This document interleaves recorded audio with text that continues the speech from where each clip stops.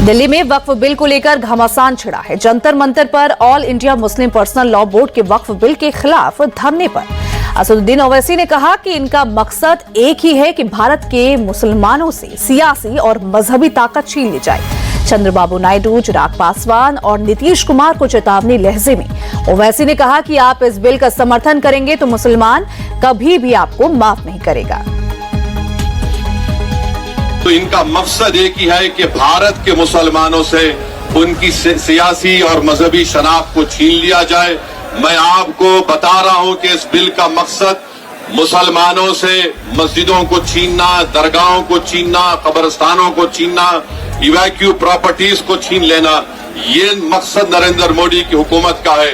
और हम कॉशन कर रहे हैं चंद्रबाबू नायडू को, हमारे पासवान साहब को और नीतीश कुमार को, याद रखिए दुनिया जब तक कायम रहेगी, अगर आप इस वक्त नाजुक वक्त में इस बिल की तायीद करेंगे तो आपको मुसलमान कभी नहीं माफ करेगा, क्योंकि आपकी तायीद की वजह से ये बिल कानून बनेगा।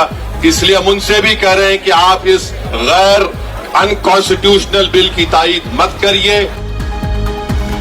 वहीं all India Muslim personal law board के उपाध्यक्ष उबैदुल्ला आजमी ने सरकार को खुलकर चेतावनी दी। आजमी ने कहा कि अगर सरकार ने बिल वापस नहीं लिया तो मुस्लिम समुदाय हर कुर्बानी देने के लिए तैयार है। आजमी ने अपने विवादित बयान में यहां तक कह दिया कि हिंदुस्तान किसी के बाप की जागीर नहीं है।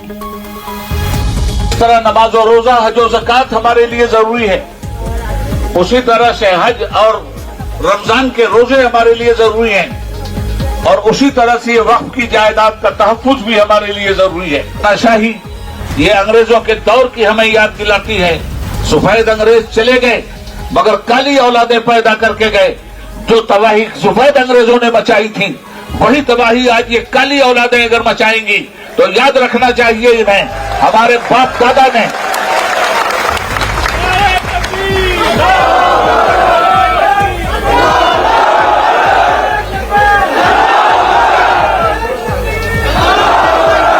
याद रखना चाहिए इस बात को कि हिंदुस्तान में हम ताबेदार बनकर जीने के लिए तैयार नहीं थे।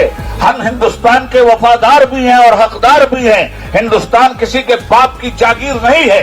ताबेदारी के तौर पर हमने हिंदुस्तान को कबूल नहीं किया है।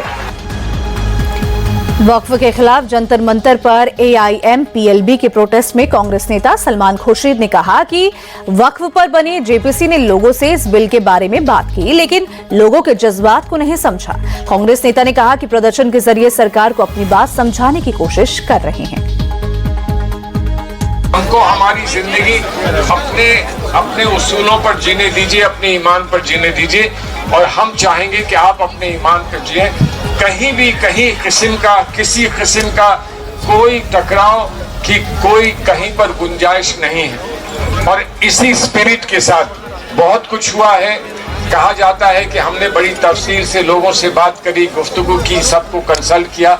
उसका एक ही जवाब है कि आपने कंसल्ट किया, आपने हमको सुना कि नहीं सुना, लेकिन आपने हमें समझा नहीं। और आज समझाने के लिए हम आवाम के बीच में आकर उसी बात को फिर आपके सामने दोहरा रहे हैं कि आपने हमारे जज्बात को समझा नहीं, हमारे ख्वाब आप समझे नहीं, हमारे ईमान को आप समझे नहीं। इसको समझने की कोशिश कीजिए। इसमें आपका कोई नुकसान नहीं। हम अपनी कमी और अपने से शिकायत हम खुद कर लेंगे। दूसरे को हम उसकी गुंजाइश नहीं देंगे कि वो हमारी शिकायत करें। जंतर मंतर पर हो रहे प्रोटेस्ट को लेकर वक्फ बिल बनाए गए JPC के अध्यक्ष जगदम्बिका पाल ने AIMPLB और ओवैसी की पार्टी पर निशाना साधा है। जगदम्बिका पाल ने कहा कि ये लोगों को सरकार के खिलाफ गुमराह करने की कोशिश है। अभी तो एक्ट भी नहीं आया। हमने अपनी रिपोर्ट 428 पेज की दी है।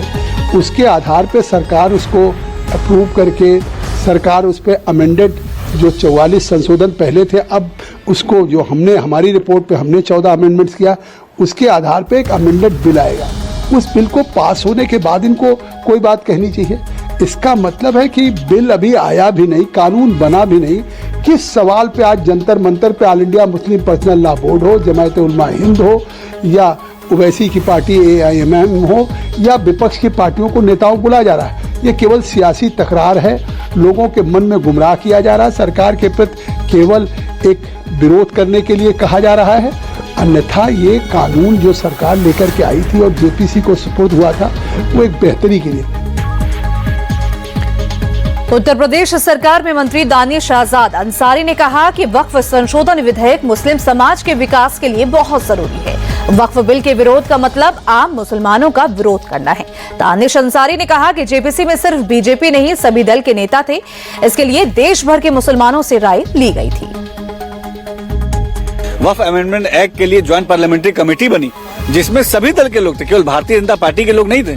इसमें भारतीय जनता पार्टी के, कांग्रेस पार्टी के, तमाम दूसरे दलों के लोग इसमें इस जेपीसी में मौजूद थे और उन्होंने देश के अलग अलग प्रदेशों में जाके मीटिंगें की और उस मीटिंग से जो आउटपुट निकला, उसी आउटपुट के को देखते हुए ये इस अमेंडमेंट को आगे बढ़ाया जा रहा है। तो जब ज्वाइंट पार्लियामेंट्री कमेटी हो गई, जब सारे देश से, हर कोने से हमने राय ले ली और उस राय शुमारी को देखते हुए, उस राय में जो हमें जनता ने जो हमें आदेश दिया, मुस्लिम समाज ने हमें जो सजेशन दिया, उस सजेशन के बिना पे अगर हम आगे बढ़ रहे हैं, तो अगर इसका विरोध कर रहे हैं तो इसका मतलब है कि तमाम लोग आम मुसलमानों का विरोध कर रहे हैं, मुस्लिम समाज के डेवलपमेंट का विरोध कर रहे हैं। लेकिन मोदी सरकार ऐसा होने नहीं देगी।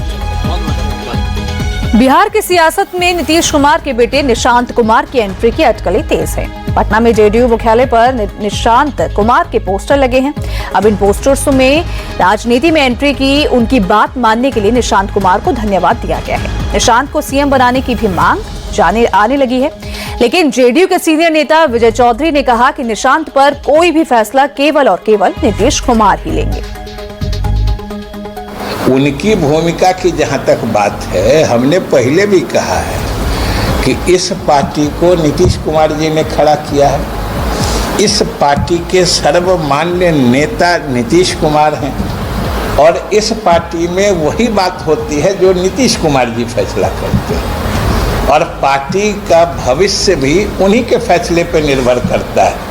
जो कौन पार्टी में आगे आएगा, किसकी कौन सी जगह होगी पार्टी में, भविष्य के लिए भी मैं कह रहा हूँ ये सिर्फ और सिर्फ नीतीश कुमार फैसला कर सकते हैं और नीतीश कुमार जी जो फैसला करेंगे वो पार्टी का हर आदमी मानेगा।